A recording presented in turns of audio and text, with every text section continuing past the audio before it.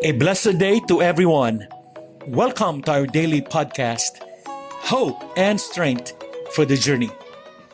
Our scripture verse for today is found in the book of 2 Timothy chapter 4 verse 7, where he says, I have fought the good fight. I have finished the race. I have kept the faith. The Apostle Paul referred to life as a race. I think most of us want to run our race well and be everything God intends for us to be, and to enjoy it along the way. Ang dakilang kagalakan ay dumarating sa pagtatapos ng karerang itinawag sa iyo ng Diyos na takbuhin. Maging masaya sa paglalakbay at ituon ang iyong mga mata sa gantimpala. Tiniis ni Jesus ang krus para sa kagalakang makamit ang gantimpalang nasa kanyang harapan. As Paul neared the end of his journey on earth, he wrote that he had finished the race. In this verse, he was basically saying, I have been through a lot, but I am still here. The enemy tried to get me to quit my race, but he did not succeed. This verse is not just a reflection of Paul's life, but a call for each of us to run our own race of faith with endurance and purpose. It reminds us that our spiritual journey is like a race, and how we run it matters. Number one, the fight of faith. Paul begins by saying, I have fought the good fight. In this life, we will face spiritual battles. It's part of being a follower of Christ. Paul acknowledges the struggle. It's not always easy, but it's worth it. He calls it a good fight, meaning it has eternal value. What are we fighting for? Tayo ay nakikipaglaban upang manatiling tapat sa isang mundong madalas tayong hinihila sa iba't ibang direksyon. Nakikipaglaban tayo laban sa tukso, pagdududa at spiritual na pagsalungat. Ngunit ang kagandahan nito, hindi tayo nakikipaglaban ng mag-isa. Ibinigay sa atin ng Diyos ang kanyang spirito, ang kanyang salita at ang suporta ng mga kapwa mananampalataya upang tulungan tayo sa laban. How do we fight? Sinasabi sa Efeso 6:10 hanggang 18 ang tungkol sa baluti ng Diyos. Nakikipaglaban tayo gamit ang katotohanan, katwiran, pananampalataya at ang salita ng Diyos bilang ating espada. Ang ating laban ay hindi laban sa laman at dugo, kundi laban sa mga spiritual na pwersang naglalayong magnakaw, pumatay at wasakin ang ating pananampalataya. Amen. Number 2, the race of faith. Paul continues, I have finished the race. Life is often compared to a race in Scripture, not a sprint, but a marathon.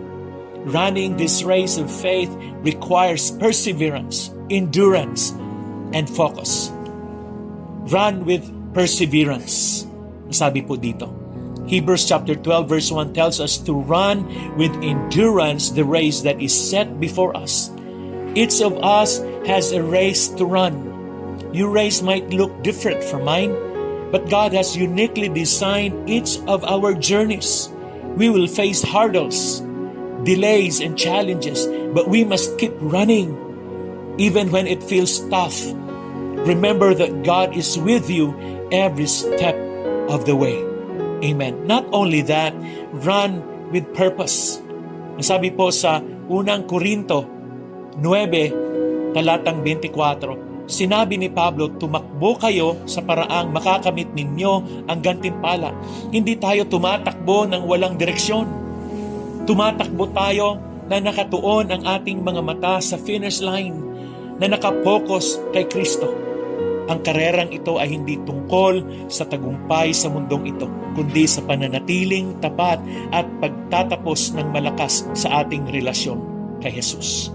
Amen. Number 3, keeping the faith.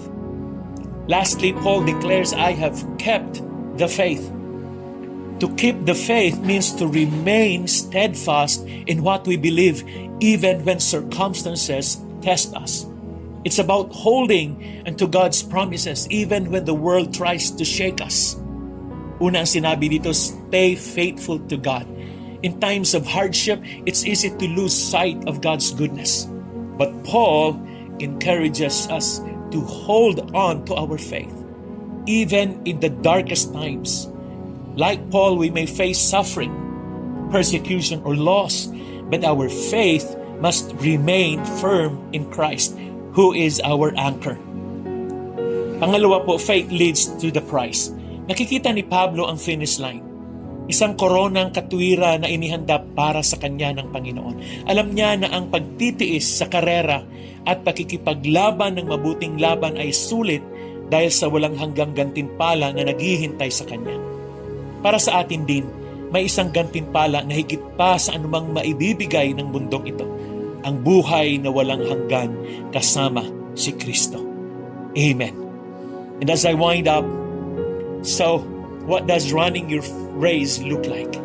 It's about fighting the good fight, enduring the challenges, keeping the faith, and focusing on Jesus. Like Paul, we too can one day look back and say, I have finished the race. Maybe you're in a season where you feel tired or discouraged in your race. Know that God is with you, giving you strength to keep going. Maybe you are at the beginning of your race and feel overwhelmed by the journey ahead. Remember, this race is not about how fast you run, but about staying faithful until the end. Amen. Bilang pagtatapos, nais kong hamunin ka na pag-isipan ang sarili mong karera ng pananampalataya. Tumatakbo ka ba ng may pagtitiis na nakatuon ang iyong mga mata kay Jesus? Nakikipaglaban ka ba ng mabuting laban? Ano man ang yugto ng karera na iyong kinalalagyan, tinatawag ka ng Diyos na magpatuloy, nagtitiwala sa Kanya sa bawat hakbang. Ipanata natin ngayon na tatakbo tayo sa ating karera ng may layunin, sigasig at pagtitiyaga. Alam na kay Kristo, matagumpay tayong makakatawid sa finish line. Amen. Let us pray. Lord, help us to run our race with endurance and faith. Strengthen us in our struggles and remind us that you are with us every step of the way. Help us to keep our eyes on you, the author and finisher of our faith. In Jesus' name we pray. Amen and amen. Again, good day and have a wonderful day ahead of you. God bless you and your family. See you again tomorrow.